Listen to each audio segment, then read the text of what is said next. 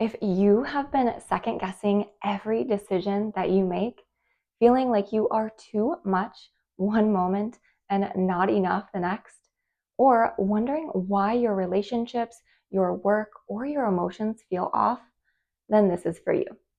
You have done the mindset work, you have read all of the self help books, but something is just not clicking or changing for you.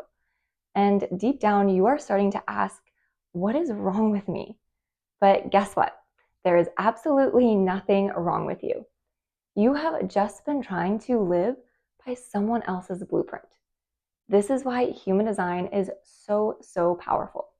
It shows you how you are uniquely wired, how to make aligned decisions without spiraling, overthinking, or constantly making pros and cons lists, how to stop chasing strategies that drain you, and how to finally feel seen in all of your relationships.